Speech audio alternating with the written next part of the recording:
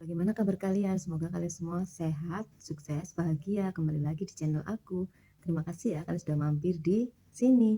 Oke, kisah misteri sudah selesai. Aku akan memulai babak baru, yaitu hantu urban legend yang ada di Indonesia. Kalian sudah siap dengan ceritaku hari ini? Masuk. Oke, kisah hantu urban legend hari ini adalah hantu Herlina. Kalian semua pasti banyak yang sudah mendengar kisah hantu Herlina ini ya teman-teman. Jadi Herlina ini adalah seorang santriwati yang berasal dari Pondok Pesantren Lamongan di Jawa Timur. Kisah ini sebenarnya nyata atau tidak ya? Ini adalah merupakan cerita dari mulut ke mulut, desas-desus gitu deh teman-teman. Kalau kalian mau percaya silakan, kalau enggak ya silakan ya, nambah-nambah kisah horor kalian aja lah. Oke, Herlina ini adalah anak yang baik, cantik, ramah, tapi sayangnya dia tidak punya teman di pondok pesantren ini teman-teman. Jadi dia itu merasa dirinya itu tidak dianggap. Lalu suatu hari dia punya ide bagaimana caranya supaya dia mempunyai teman di pondok pesantren. Akhirnya dia berpikir untuk mengambil cincin ibu ustadz, lalu dia akan seolah-olah menemukannya. Jadi dia itu berperan sebagai pahlawan gitu loh, yang menemukan cincin dari ibu ustadz ini. Pikirnya seperti itu, dia ingin seperti itu teman-teman, supaya mendapatkan perhatian dari teman-temannya di pondok pesantren ini. Dia akan melaksanakan niatnya itu pada malam hari. Nah, saat itu sudah tiba malam. Nah, dia mengendap-endap masuk ruangan Ibu Ustadz dan mengambil cincin batu akik di kamar Ibu Ustadz ini, teman-teman. Nah, ternyata tidak disangka saat dia mengambil cincin tersebut ada satu santriwati yang memergokinya. Lalu santriwati ini melaporkannya ke pengurus pondok pesantren, teman-teman. Dan pengurus pun memanggil Herlina sebagai sebagai apa ya, supaya tindakannya ini tidak dicontoh oleh santriwati lain dan tidak dilakukan lagi oleh Herlina, teman-teman. Lalu para pengurus ini mengadakan rapat di sebuah ruangan aula besar untuk mereka mau melakukan tindakan apa ke Herlina ini. Nah, Herlina ini kan sudah takut, sudah panik, sudah malu ya teman-teman. Akhirnya dia berusaha lari dan dia pergi dari pondok pesantren ini, teman-teman. Lari secepat mungkin keluar dari pondok pesantren ini. Dan saat dia keluar, dia itu dipanggil oleh pengurus karena kelihatan oleh salah satu pengurus, "Loh, itu Herlina. Herlina kembali, kembali, kembali, Herlina." Tapi Herlina tidak mendengarkan pengurus itu, teman-teman. Dia langsung lari secepat mungkin keluar dari jalan, tidak noleh kiri kanan. Akhirnya dia tertabrak sebuah mobil yang melaju kencang saat itu. Tubuh Herlina terpental beberapa meter ke depan. Dan ternyata Herlina tidak sadarkan diri. Lalu pihak pondok pesantren memasukkan Herlina ini ke rumah sakit. Ternyata Herlina mengalami koma selama 2 minggu. Dia dirawat di ICU dan selama 2 minggu itu dia ditunggu oleh bapaknya. Bapaknya merasa sedih karena Herlina ini mengalami koma, teman-teman. Setelah 2 minggu, bapaknya ini memutuskan untuk ke pondok pesantren mengucapkan maaf dan sekalian mengambil baju-baju Herlina. Lalu sampai di pondok pesantren itu bapaknya ini ketemu dengan Pak Kiai pemilik pondok pesantren dan mengucapkan maaf ya Pak atas segala tindakan Herlina selama ini, mungkin banyak mengecewakan. Nanti kalau Herlina sudah sembuh, dia akan kembali untuk belajar di pondok pesantren ini lagi. Lalu Pak Kiai bilang, iya Pak, kami sudah memaafkan Herlina dan semoga Herlina lekas sembuh. Setelah sembuh nanti Herlina boleh kembali ke pondok pesantren ini untuk belajar kembali. Nah, setelah mengatakan tersebut hal itu, bapaknya Herlina pun beberes baju-bajunya Herlina ya teman-teman untuk dibawa ke rumah sakit gitu. Tapi saat dia keluar dari pondok pesantren, banyak santriwati itu melihat bapaknya Herlina dengan pandangan sinis dan itu membuat bapaknya Herlina ini menjadi jengkel, teman-teman. Lalu dia itu menjadi dendam dan akan membalas. Saat Herlina nanti sudah sembuh akan membuktikan bahwa anaknya ini tidak bersalah. Dia juga jengkel, bapaknya ini jengkel pada pemilik pondok pesantren karena menganggap Herlina ini bersalah. Padahal yang dia tahu Herlina ini anak yang baik, tidak mungkin mencuri, jujur dan selalu ingin di situ di pondok pesantren itu Herlina selalu menolong teman-temannya gitu loh teman-teman. Tapi itu sepertinya tidak dianggap. Itulah yang membuat Bapak Herlina menjadi marah dan dendam. Akhirnya dia ke rumah sakit untuk menunggu anaknya. Tapi ternyata tidak disangka saat sampai di rumah sakit Herlina dinyatakan meninggal oleh dokter. Akhirnya Bapak Herlina sedih sekali dan menguburkan anaknya.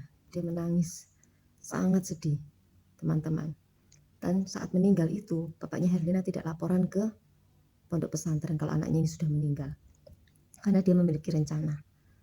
Dia memiliki rencana apa? Dia ingin balas dendam kepada pondok pesantren ini, teman-teman. Akhirnya setelah 7 hari dia datang lagi ke kuburan anaknya dengan menangis dan sedih. Lalu setelah dari kuburan itu dia tidak langsung pulang ke rumah, tapi menuju ke rumah dukun sakti yang bisa membangkitkan arwah. Nah, dia ingin arwah Herlina ini bisa dibangkitkan melalui tubuh orang lain gitu teman-teman. Dia berdiskusi dengan dukun sakti ini, dan ternyata dukun sakti ini bisa. Lalu dia mengiyakan permintaan dari Bapak Herlina untuk menghidupkan arwah Herlina ini teman-teman. Dan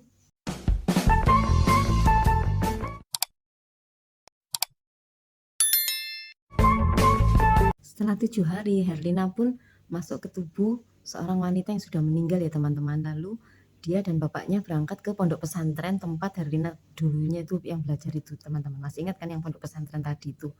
Lalu itu semua orang yang di pondok pesantren itu tidak tahu kalau Herlina itu sebenarnya sudah meninggal ya teman-teman. Dan memang itu sengaja dilakukan oleh bapak Herlina, tidak memberitahu kalau Herlina meninggal karena dia ingin balas dendam. Nah, itu seperti itu teman-teman. Akhirnya Herlina pun sampai di pondok pesantren.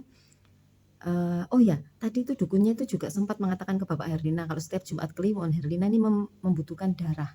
Jadi nanti setiap Jumat Kliwon pasti nanti ada tumbal manusia untuk Herlina ya teman-teman. Nah, sejak kedatangan Herlina di pondok pesantren ini kembali teman-teman, itu banyak terjadi kesurupan, terus barang-barang Ustadz itu hilang dan ditemukan di kamar santriwati-santriwati. Banyak santriwati yang dihukum, padahal mereka itu tidak mengambil, santriwati itu tidak mengambil. Dan saat tiba Jumat Kliwon pertama, terdengar ada jeritan dari kamar salah satu santri. Kalian bisa menebak siapa santriwati itu yang menjerit?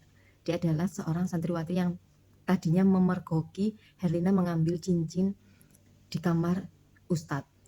Lalu akhirnya itu ditemukan santriwati itu sudah meninggal dalam keadaan ini lehernya seperti digigit hewan bertaring, tapi tidak ada darah yang keluar dari tubuhnya.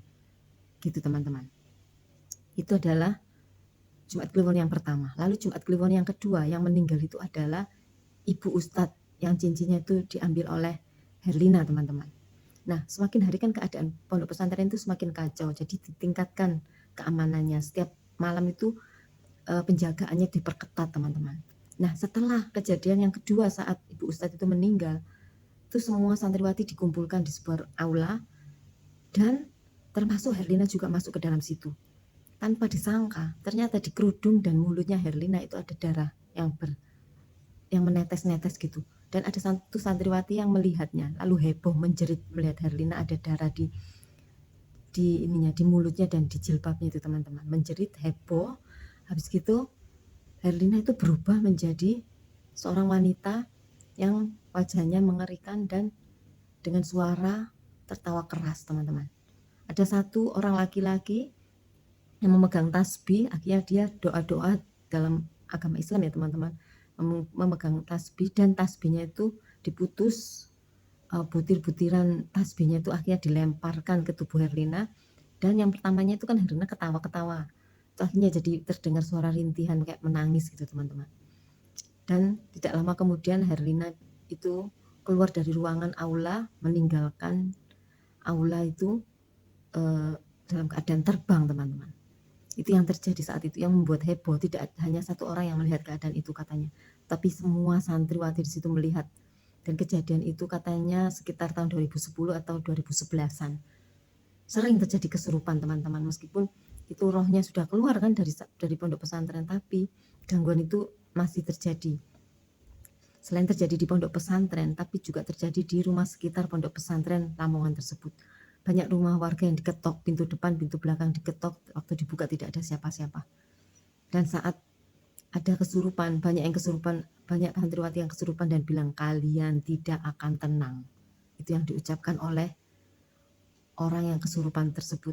Ya pasti tahulah, itu pasti dimasuki oleh rohnya Herlina ya teman-teman. Dia pasti balas dendam, dia masih balas dendam saat itu. Entah ya ini kejadian benar atau tidak. Kalau kalian suka dengan ceritaku, bisa kalian like. Besok aku akan ceritakan lagi kisah hantu dari daerah mana ya. Kita tunggu aja. Oke, terima kasih. Sekian, ini adalah ceritaku hari ini. Jangan lupa komen, jangan lupa subscribe, dan aktifkan lonceng notifikasi sehingga kalian akan tahu saat aku upload video baru. Terima kasih ya teman-teman. Kalian sudah menonton videoku dari awal sampai akhir. Mohon maaf jika kalian kurang berkenan. See you di next video. Bye.